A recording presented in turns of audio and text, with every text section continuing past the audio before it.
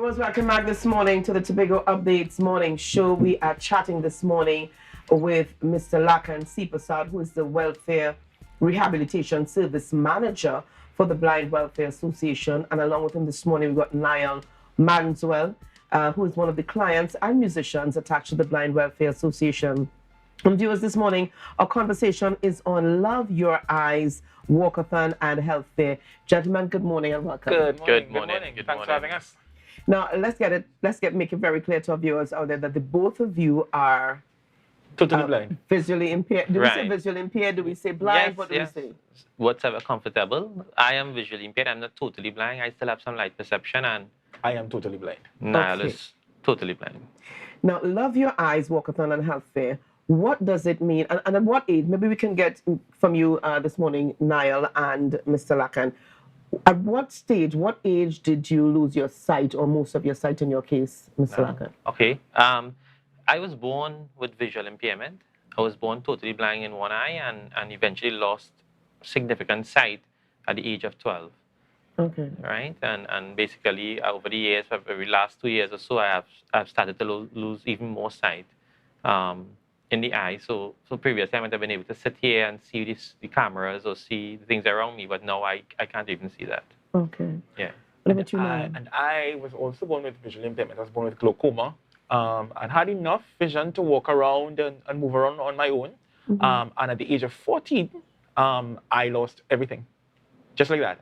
One day I was in school, I looked up at the lights and I realized I couldn't see the lights. And I did this. And I realized I couldn't see my fingers either. And I knew that was it. What has life been like for you living in Trinidad and Tobago, being blind or visually impaired? Well, Does it seem... go ahead. Okay. Well, the thing is, over the years, and this is what Love Your Eyes is about this morning, over the years in Trinidad, where I am living, persons who are blind were not seen or were not present or visible. And I was just telling Niall this morning after the George Daniel episode in front of National Flour Mills in 2002, 2003, around there, then we started to be seen or heard. And the reason for our event today is to bring out that level of awareness now. In Trinidad, we would like the ones like what's happening in Tobago presently. You're not seeing persons who are blind or visually. They're not visible. If Niall and I walk outside with our white canes right now, we might cause accident because people will be more focused on us and rather than the road. And in Trinidad, it was like that in the early 2000s. Yeah. Now it has improved so much. When I was going to school, and I'm sure Niall will say the same thing, we had issues with getting accessible books and getting information, getting technology, getting assistance. Today, it's so much more easier to access. It's not perfect yet, Yes. but it's so much more easy to access. And I can attest to that because I am from here. I am from Pembroke in Tobago here. Right. And I make frequent trips back home to my family. And I get the stares, I get the authorization, the interest when I walk through the streets of Scarborough. Because in Trinidad, they are a little bit further ahead than a lot further ahead than where we are in Tobago. And that's why we're here to host the event this morning, to let Tobagonians know that they can come out. The Blind Welfare Association has services, lots of services that they can access. I mean, I always like to put myself there because I see myself as paving the way for other people to come after me. I was born and bred here. I was able to leave Tobago through the services of the Blind Welfare Association. Mr. Sean Trim at the office in Bacalet was the first person to introduce me to all things blind, and that really propelled and catapulted my life into being what it is today, into me achieving all the things that I have achieved to this day coming from Tobago. So it's possible. And that's why we're doing Love Your Eyes, to get people to realize that they can come out and access the services, because the services are here. And we want to provide more, but we can't provide services for people who are not coming to access them. And I just want to add, Ms. Rhea, Niall is a little modest here, but Niall has his degree from Berkeley School of Music, right? Yeah, Niall? Berkeley College of Music. College of Music, and that didn't come just so. And Niall has come really, really far. I remember meeting Niall at Santa Cruz School for Blind when I was a welfare officer there. And I know the days when Niall would stay back late to study in Sawa and had to travel up by himself and things like that. So he may say he came far, but it was a lot of effort and a lot of support from the general public. And this is what we want from the Tobagonians in Tobago. We want them to support our friends and our colleagues who are blind and visually impaired as well in Tobago. So Niall has been holding out on us. He's been holding out on us. Niall, you didn't share this. And it's a good thing that Mr. Lakhan is here, that he can share this information. Niall, you've been holding out on us. Teach one, help one, that kind of thing. Uh-huh. So you've got a lot to contribute. Now, gentlemen, this walk is a walk for sight as we celebrate our 109th anniversary through the streets of Scarborough.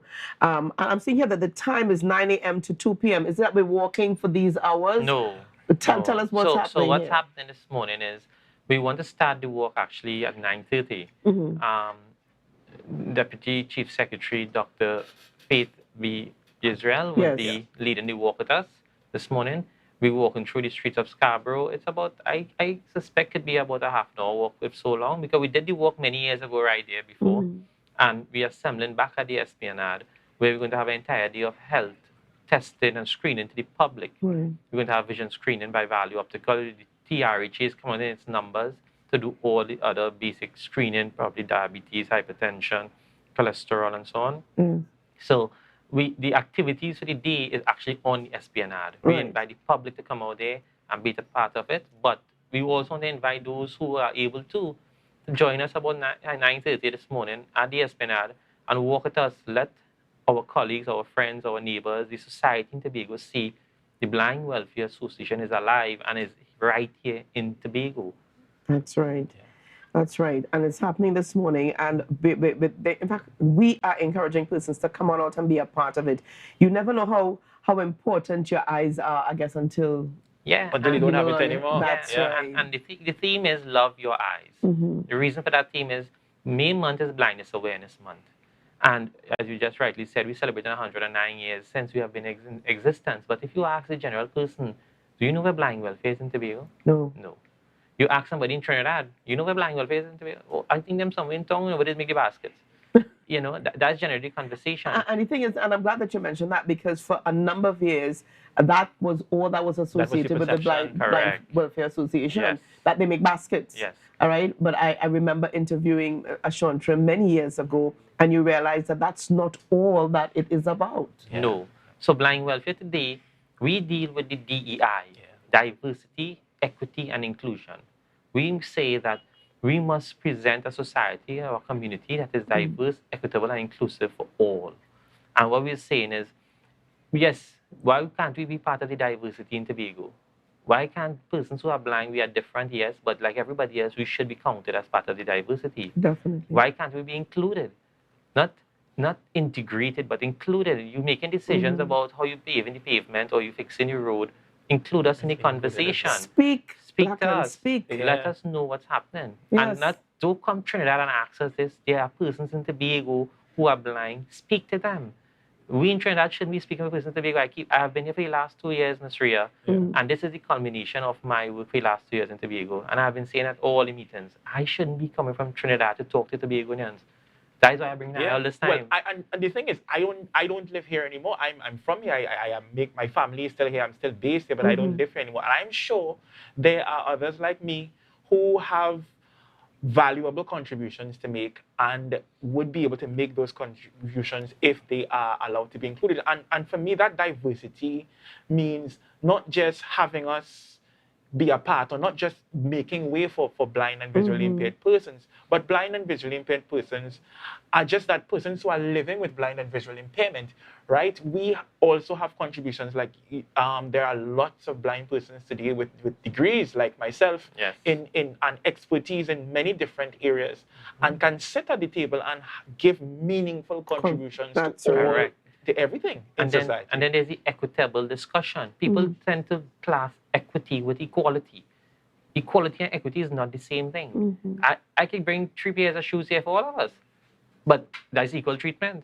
But when I bring a pair of shoe that fits you and one fits me and one fits Niall, that's equitable treatment. And that's what we need to have the discussion on. Ms. Rhea, we have close to about 80 students, 16 years and under, registered with the association who's blind and visually impaired. In And Trinidad and Tobago. in Trinidad and Tobago. And if I go, let's say I go to age 29, I may have close to about 160 persons, twice the number. And in about the next 2 to 3 years, we're going to have a problem in this country where persons like Nyol coming out with degrees, they want jobs. And if we don't create a diverse workplace, we have to have everybody involved. Where they're going to have a next problem. You're talking baskets. Baskets was 100 years ago. That's We're talking education, talking employment, Correct. talking inclusion, equity, diversity. And that is what the conversation have to be now. Steered in that direction, most definitely. And I think Right. this is where the church should now say amen. Amen. Amen. Preaching to the Yes. choir, you know? Yes, yes, definitely. All right. And as we continue the discussion, because the discussion does not stop today, No. but the discussion must continue, Yeah. to see persons who are visually impaired or blind sit at the table and have their contributions. We to it. presently offer services in adjustment to blindness to the blind. And I want persons who are listening to us, I want their family members who they know they have persons who are blind at their homes, reach out to Blind Welfare in Backlet Street. And 639-2248. That culture thing is something we have to breach in Tobago. You Yes. know, we in Tobago could be very conservative. And we like to stay back and we feeling ashamed and embarrassed and we don't want to bring out. But it's not a shame to be blind. No. You can't help it.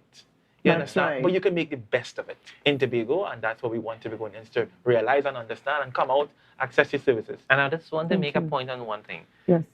Apart from adjustment to blindness services, we also have services presently happening at the Tobago Library every Tuesday. As long as Carl give us flights to come across, and we're paying for the flights, so we don't want it free, we're paying for it. But we're saying, as long as Carl make flights available, we will like this come guy. here and teach the classes in IT and in smart devices For persons who are have- blind and visually impaired. Wow. All right, we have these classes going on there. Miss Dinuna, Michelle Dinuna, the Tobago Library is really, really supportive, and she has offered the space to us.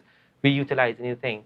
But you made a point just now about speak to whoever it is. But you know, there's these modes of disability in the past. In the early days, there was a mode of charity. People see blindness as a mode where you give charity. The blind man on the corner who are begging for money, and they give charity. And then there was the mode of medical. So I think blindness was something to heal, or disability was something that you had to heal. Everybody think medicine, you have to heal it. We in the social or the rights mode, where we are saying we are not the problem. Persons with disabilities are not the problem. It's everybody else is the problem. It's the environment that makes us disabled. If all the lights in the studio were to go out now and the whole place go pitch black, is it you who not seen as the problem, or is the environment here as the problem? Oh my God. You see the point I'm making? Yeah. So if they make the environment accessible to persons with disabilities, you make information accessible, you make your websites accessible, you do things that color contrast with the low vision, then you really don't have a disability. Cater to all. You cater for all. Yeah. And that is what the inclusion is about. Thank you, gentlemen. Thank you so much for being on the program. Viewers, again, it's happening this morning, and we urge persons to come on out. We want to remind you, though, that if this is happening on the roads in Scarborough, there will be some level of traffic. Yes. So be mindful of that, viewers. Don't start blowing your horns. Don't start cussing. All right? Be mindful that there are other persons utilizing the roads this morning, and it is for a good cause. So it's happening right here in and around Scarborough, around the Esplanade this morning. So come on down for 9:30. Walk with your shoes, because you got to love your eyes. Yes. It's the Walkathon and Health Fair. Bring out those boys and girls who need to be tested. So early detection is always the best protection. And we have a lot of schools in the Scarborough area will be joining us, Ms. Rhea, this morning on the walk They're as going to well. be joining you? Yes. All right, yes. and the schools. Schools will be there as well. And I mean, good publicity or bad one, the Japanese say all good, yeah? So if you cuss, no problem, we're taking that too. All right. At least it's awareness, it's awareness. We are wrong. So, Thank you. yes. Thank you so much. All right. Thank you so much, gentlemen, for being with us this morning. No problem. You're We very want to welcome. thank you, viewers, for joining us for this segment. We've got lots more coming up this morning on the program. Kimmy Potts is going to be joining us, and she's the executive trustee for CBC, the Community Council. And this morning it's about the community prayer and worship, and she'll tell us more about it. So viewers, share the live, share the live, share the live.